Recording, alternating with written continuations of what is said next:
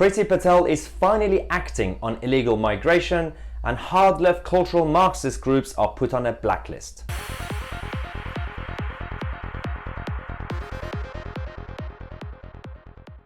Hello everyone and welcome to today's video.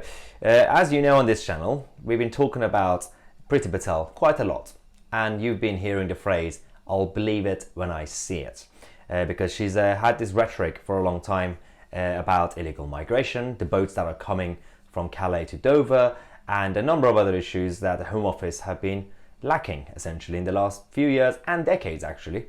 So the situation is that Priti Patel has finally introduced her new law and her new measures that will hopefully fix the illegal migration issues, but also policing in this country, and finally how to deal with certain hard left cultural Marxist groups that are going around the streets causing trouble. So Priti Patel spoke at the virtual Tory party conference saying that our broken asylum system is enabling an international criminal trade to disregard the most vulnerable, elbowing women and children in need to decide.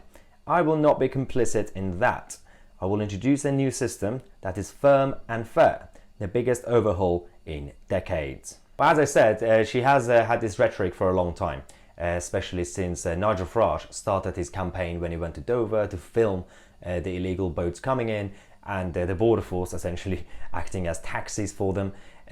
So she has finally introduced her new measures to completely change the immigration system in this country. Actually we have a couple of clips from her party conference speech, and let's go through that and actually analyse what she's trying to say. So I will introduce a new system that is firm and fair. Fair and compassionate towards those who need our help. Fair by welcoming people through safe and legal routes. But firm because we will stop the abuse of the system.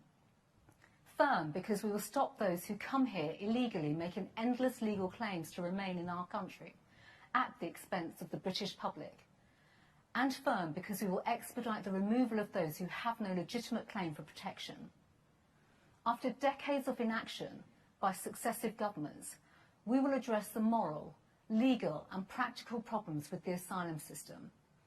Because what exists now is neither firm nor fair. And I will bring forward legislation to deliver on that commitment next year. I will take every necessary step to fix this broken system, amounting to the biggest overhaul of our asylum system in decades. So on the plus side, she's actually admitting that successive governments, whether it was Labour or Conservative, and all the previous Home Secretaries from Amber Rudd to Theresa May and all the others that we had under Labour as well, haven't actually done anything. And she's basically admitting that she has also, over the last year or so, to be fair, she's only been Home Secretary for a while, not a short period of time, not that long, that the Home Office haven't actually acted. The good thing is, so what you just saw was the rhetoric that she's been using for the past couple of months anyway, we know that. But she's going to be publishing the actual document on this, the whole legislation. But in the next clip, she gives us some more details. We believe everyone should play by the same rules, and those values underpin our approach when it comes to immigration. We made the British public a promise that this Conservative government would end free movement, and we will. For the first time in decades, the British government will determine who comes in and out of our country. We will welcome people based on the skills they have to offer and the contribution they can make, not where they come from. Those seeking to work, study or settle in the UK will need a sponsor and a visa. Our new British points-based immigration system will attract the brightest and the best talent to our nation. Like the brilliant and dedicated doctors and nurses, now able to use a fast-track visa to come and work in our NHS.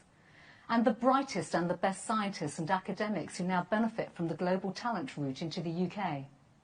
That is firm. That is fair. It is what the British people have demanded of their government for decades. This Conservative government is delivering. Right, so firstly we know that she is going to end free movement at the end of December. The second important part is that obviously we're going to have this new point-based system, and you do need to have a sponsor and a visa to definitely come here. The other thing that she's going to be changing is the way the border force are currently controlling and managing the borders, especially when it comes to the whole Calais and Dover thing. She's going to be completely changing the arrangement with France.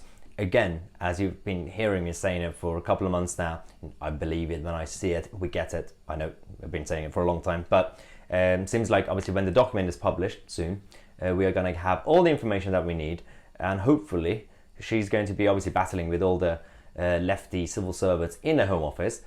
You know, that's her problem, she has to fix that, but she's the Home Secretary, so she's responsible. Now the next bit is the reactions that we had from the left, who are having a meltdown. But also, actually, to be fair, before I react to it, Priti Patel herself reacted to the lefty lawyers and Alastair Campbell. Under Conservative leadership, the United Kingdom has and always will provide sanctuary when the lights are being switched off on people's liberties. And for those defending the broken system, the traffickers, the do-gooders, the lefty lawyers, the Labour Party, they are defending the indefensible. And that is something I will never do. If at times that means being unpopular on Twitter, I will bear it. If at times it means Tony Blair's spin doctor mocking my accent, so be it. And if at times it means Labour members of Parliament attempting to silence me because I do not conform to what their idea of an ethnic minority woman should stand for, I will stomach it. Because as Conservatives, we do not measure the depth of our compassion in 280 characters on Twitter, but in the actions we take and the choices we make. So that I support, and actually this is a sort of Priti Patel that we always wanted. And I've been speaking to a number of friends who work in Whitehall and in government, and they all agree that one of the issues that we had with Priti is that she's a sort of politician that her rhetoric is strong. Sort of like, you know, Donald Trump or other people as well. Some people on the left also have politicians who are good at rhetorics. And she hasn't been seen much over the last few months, especially since the Dover stuff got worse. She's been obviously publishing stuff, but you know, in writing. But the British public would have benefited from actually seeing her making more speeches and actually explaining her situation, justifying what's actually been going right and wrong in the Home Office. So this is actually pretty good. And the fact that she went after the lefty lawyers and Alastair Campbell, that's definitely helping. One thing that she's doing, that's obviously I'm going to give her some points, because you guys know that I criticized her in the past, but I'm generally supportive when she does obviously the right thing. Right now, and the latest that we have is that MI5 have finally put the hard left cultural Marxist groups and all these, you know, so-called campaigns on a blacklist, just like, you know, what you do with other type of radicals and extremists in this country and in the West in general. Yeah, so this could be quite interesting because, you know, whether it's the animal rights activists going to restaurants and, you know, harassing the public, to the BLM obviously attacking and, you know, burning stuff, and other obviously groups that we have in general, the anarchists, it's about time that MI5 and the government in general treat them as equally as you do with other radical groups, whether it's right-wing or left-wing or, you know, domestic or foreign. And that is firm and fair, as Priti would say herself.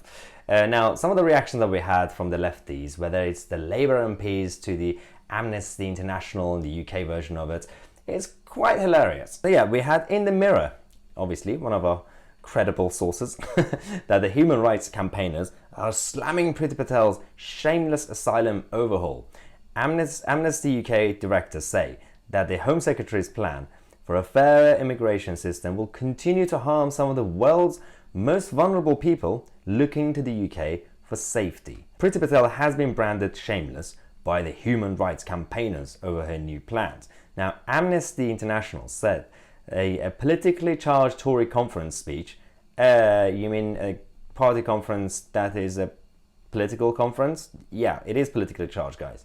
By the Home Secretary contained precisely the same rhetoric and intention that has for years done so much harm to so many.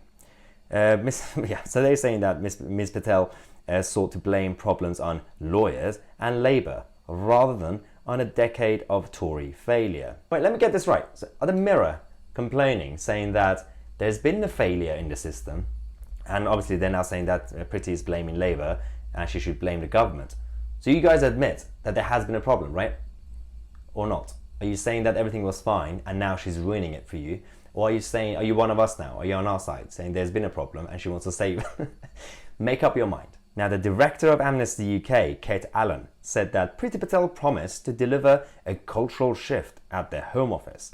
Yet, here she is delivering precisely the same rhetoric and intention that has, as we said, she's ranting about how he's been harming women, men and children. Yeah, okay. I don't understand what she's talking about. That's the problem we have with these groups. They just use certain words because it sounds nice, whether it's compassion, whether it's all the usual lefty stuff. Words don't matter. Actions matter. And the current system that we have has been harming people. And whether it's people who are already in this country, were born here, or people who want to legally enter this country and obviously embrace the system, they're being harmed as well by people who are illegally coming in. Again, I don't understand, whose side are you on? Next we have Jess Phillips, one of our favourite Labour MPs. She said, unlike Priti Patel, I spend my time setting up, launching, funding and lobbying for services for victims of human trafficking. I supported hundreds and hundreds. Your turn, Ms. Patel. What? I don't... So, you're a Labour MP who wanted to be a leader. She's the Home Secretary. That's the difference. That's her turn. If you really want to do something, it's got nothing to do with what you used to be doing, as a young activist, trying to get involved with all these different causes. Doesn't matter. You have to get to the position of power, get to the top, as you wanted, Jess, but you couldn't because you lost, and then you do it. So you're questioning Priti? She's the Home Secretary. And obviously Femi the Ramona. So he's done a reaction video to Priti's conference speech saying that today, Priti Patel basically bragged about how evil the Conservative Party is. So this is exactly the problem with people like Femi. They go around, say things like this, and use the word evil and all this, and he's got a lot of followers. And some of the young people watching this, they just be like, oh, well, Femi's right, I like Femi. So I'm guessing Priti basically admitted that she's evil, and the Conservative Party is evil.